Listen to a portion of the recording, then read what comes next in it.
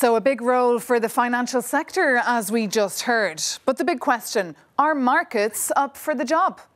Joining me to discuss this now from Paris is Laurent Babikian, Joint Global Director, Capital Markets at CDP. Laurent, great to see you there. Thanks for joining us. Great to see you. Hello, Maeve. Now, I'd like to start by asking you if you think our current financial system is up for the job. No, frankly, I don't think it is. Our economic theory has always considered that nature is free and its resources unlimited. And we now know that those two assumptions are just wrong.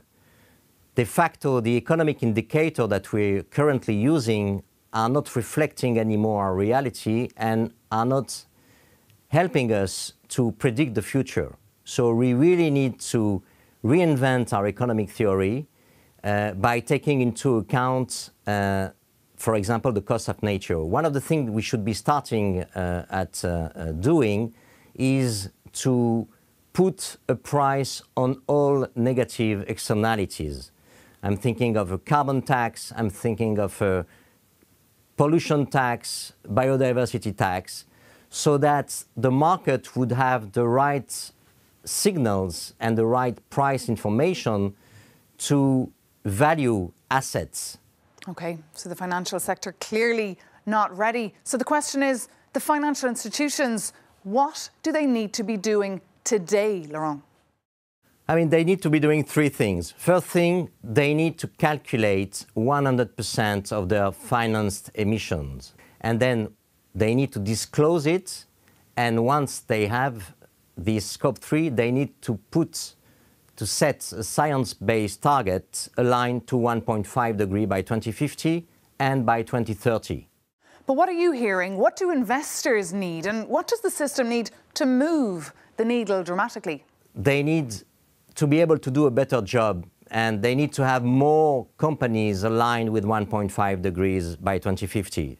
That's clearly not enough, and they need to have a much higher number. This is why it is so important that investors join the CDP SBT campaign that is gathering investors to request 1,600 heavy emitting companies to join the Science-Based Target Initiative by setting 1.5 degree target. And then there is another thing that we need. We need the investors to start thinking differently about how they value their performance. Most probably, the adjustment variable of the net zero, nature positive economy will be a lower return on equity on the market. And at the same time, if investors are doing a good job in integrating ESG without greenwashing, they will have an increase of their impact, and they will need to measure this impact in what we call the return on impact. Well, that makes a lot of sense, Laurent. And just these Climetric Funds Awards that we're celebrating today, can you just remind us, what are they for? And are the investors with winning funds already on the right track? Yes, absolutely. I mean, Climetrics is the only environmental rating which is 100% transparent in the world. You have a free-to-access web page to see the rating of 18,000 funds from all around the world. And today we're celebrating the top 20 funds across 4 categories, and they achieve an outstanding performance, and I would like to congratulate them. And clearly, those funds are very well advanced on the pathway to net zero nature positive economy. Okay, Laurent, really interesting insights. Thank you so much. Thank you, Maeve. See you soon. Bye. Well, now, let's see the winning funds.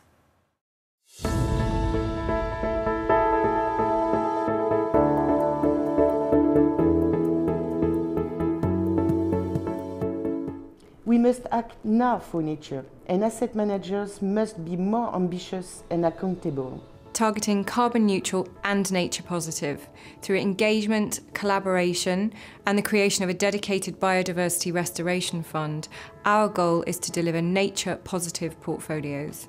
Last year we implemented a decarbonization of the value metric in our strategy, reducing the environmental footprint without lowering the return premium.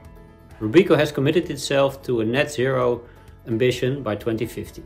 Our fund aims to have a significant lower environmental footprint, including, of course, greenhouse gas emissions.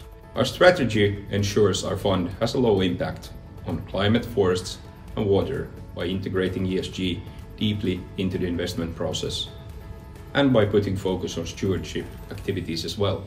Our strategy ensures that the fund has a low impact on climate by limiting the carbon footprint, the water consumption and the waste generation. The one word that describes winning a Climetrics Fund Award this year is responsibility. Indeed, it means we are recognized as an exemplary fund and asset manager in terms of environmental performance. It is our duty to live up to this example we set in each investment decision we make.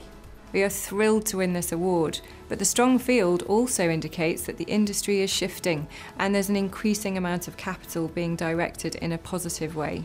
Honor, but also recognition of our climate strategy. We're very proud of our commitment to driving positive change and to demonstrating this to our clients. Teamwork, because our climate strategy is not only implemented in our investment process, but in our entire organization. To achieve our commitment to have a completely net zero portfolio, we need companies to cut their direct emissions, as well as having a positive impact on the emissions that occur across the entire value chain. We need companies with the strongest level of commitment regarding climate and biodiversity issues. We need companies to set scientific-based climate goals, as well as ensure that the entire supply chain is Paris-aligned. Companies must have a clear strategy and time frame for the business transition to achieve those goals. We need to invest in companies providing solutions towards limiting global warming. Having a climate-conscious investment approach is not only vital for delivering sustainability outcomes, but also for delivering sustainable investment returns over the long term.